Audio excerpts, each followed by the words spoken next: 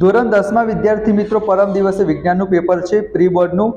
તો most important question જે તમારી પરીક્ષામાં પૂછાઈ શકે છે એ આજે આપણે જોવાના છીએ. વિડીયોને અંત સુધી જોજો, તમારા પૂરેપૂરા માર્ક્સ આવશે.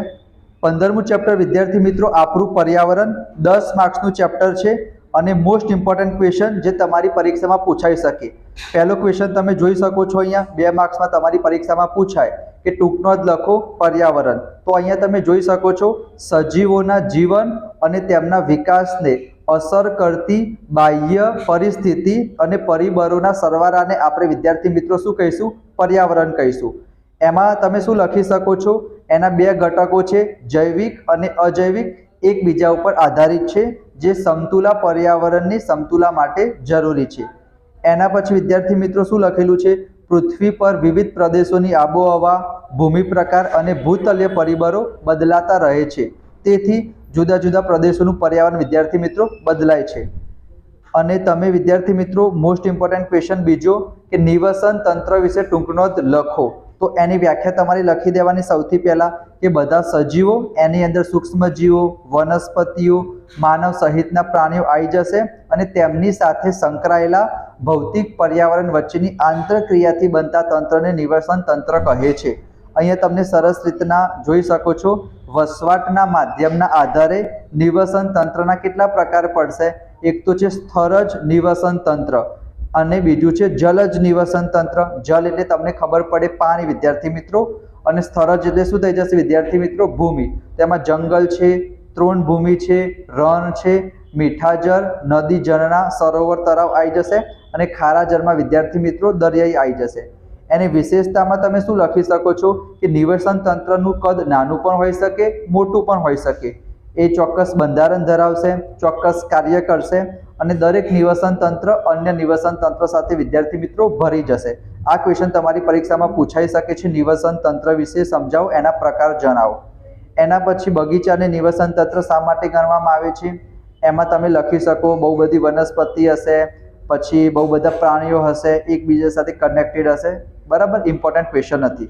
આ ક્વેશ્ચન ઇમ્પોર્ટન્ટ છે કે નિવસન તંત્રના મુખ્ય 2 ઘટકો કયા છે અથવા નિવસન તંત્રના ઘટકો સમજાવો. તો અજૈવિક ઘટક તમારે એટલું યાદ રાખવાનું, અજૈવિક એટલે એની અંદર બધા નિર્જીવો આવી જશે, જેમ કે તાપમાન, વરસાદ, ભેજ, પવન, ભૂમિ, પ્રકાશ, ખનિજ દ્રવ્યો.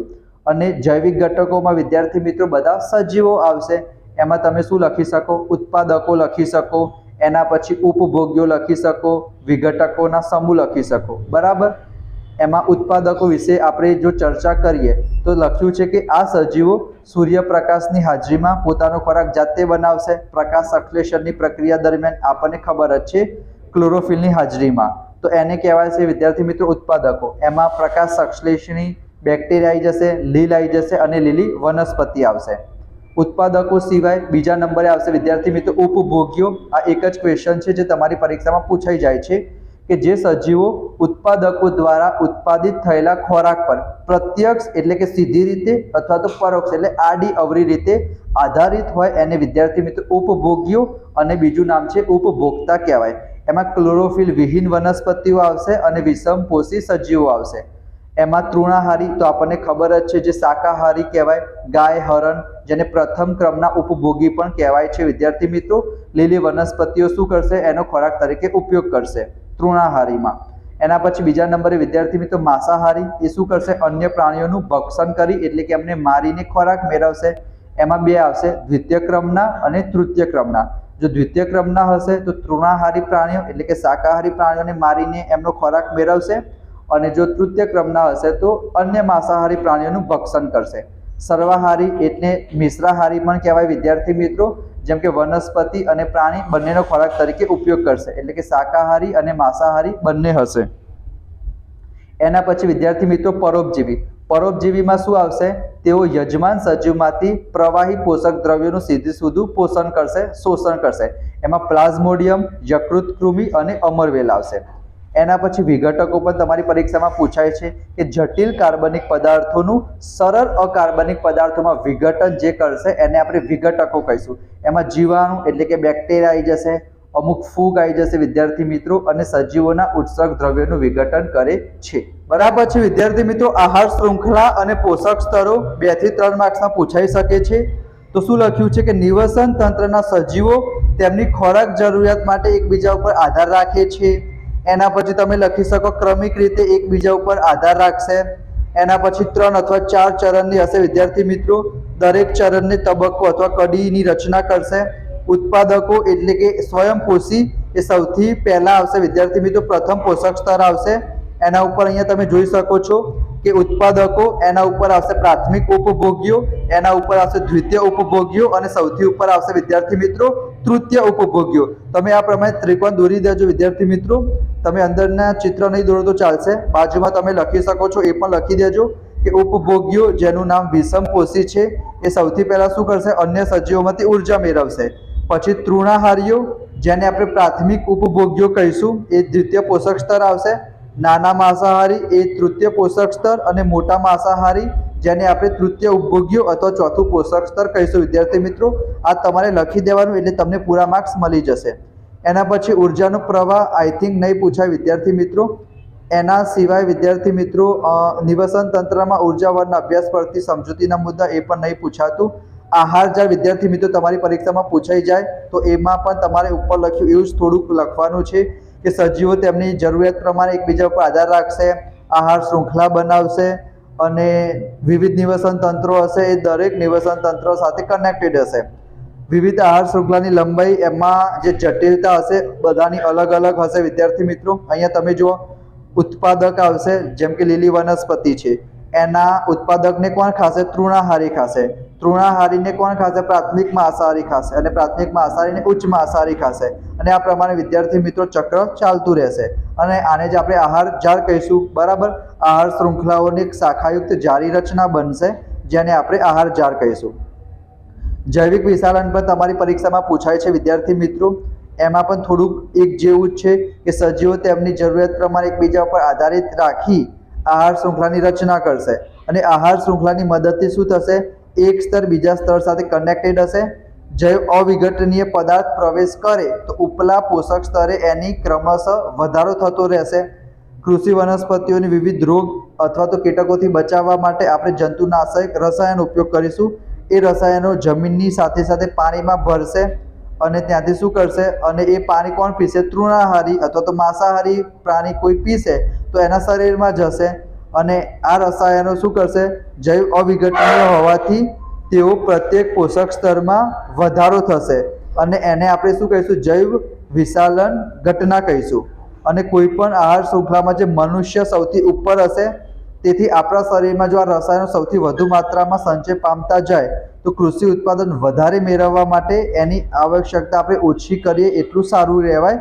એનો આપણે નિયંત્રિત કરવો જરૂરી છે, કારણ કે ઓટોમેટિકલી આપણા શરીરમાં આવવાનું જ છે વિદ્યાર્થી મિત્રો. તો આ જૈવિક વિશાલન છે.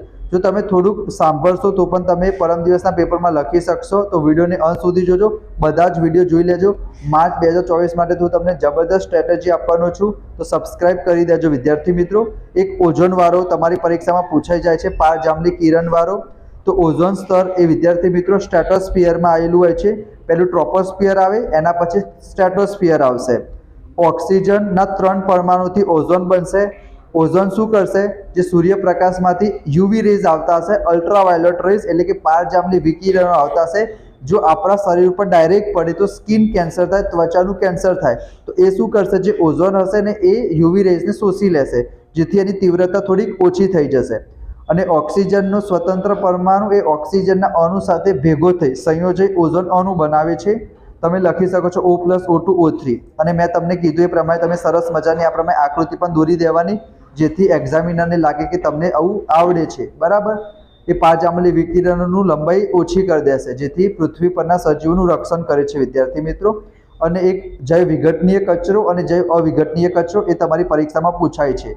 તો કચરાના 2 સ્વરૂપ હોય. રસોડામાં જે કચરામાં શાકભાજી હોય, ફળ, છાલ, હાડકાં, ધાતુ કચરો, કાચ, પ્લાસ્ટિક, પોલિથીન એ ઘન કચરો કહીશું.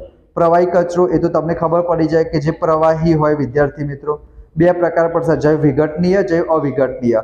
આ તફાવત તમારી પરીક્ષામાં પૂછાય છે વિદ્યાર્થી મિત્રો, કે જે કચરો જૈવ પ્રક્રિયા એટલે કે જીવાણુની મદદથી અથવા મૃતોપજીવો દ્વારા વિઘટન કરી શકાય એને જૈવ વિઘટનીય કહેવાય. જેમ કે શાકભાજી છે, ફળ છે, કાગળ છે.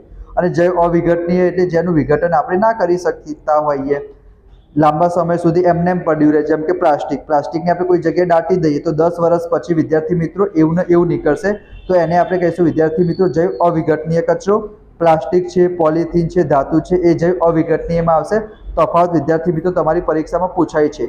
તો આ મોસ્ટ ઇમ્પોર્ટન્ટ ક્વેશ્ચન છે. ફરી એક વખત હું તમને કહી દઉં, આ ચેપ્ટરમાંથી કયા કયા ક્વેશ્ચન તમારી પરીક્ષામાં પૂછાશે.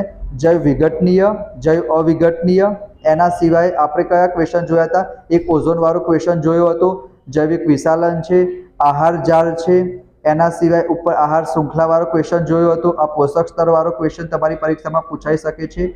એના સિવાય આ ઉપભોગીવાળો ક્વેશ્ચન છે અને જૈવિક ઘટકો, અજૈવિક ઘટકો, નિવસન તંત્રના મુખ્ય પ્રકારો. તો આટલા ક્વેશ્ચન કરશો વિદ્યાર્થી મિત્રો તો પણ તમારા ખૂબ જ સારા માર્ક્સ આવશે આ ચેપ્ટરમાંથી. બીજા બધા વિડીયો પણ આપણે અપલોડ કરવાના છે, જે 5 થી 6 ચેપ્ટર છે, સ્ક્રીન ઉપર તમને દેખાતા જ હશે. તો એ વિડીયો પણ જોઈ લો અને પરમ દિવસના પેપરમાં ખૂબ જ સારા માર્ક્સ આવશે. સબસ્ક્રાઇબ કરી દેજો ચેનલને. Thank you so much friends.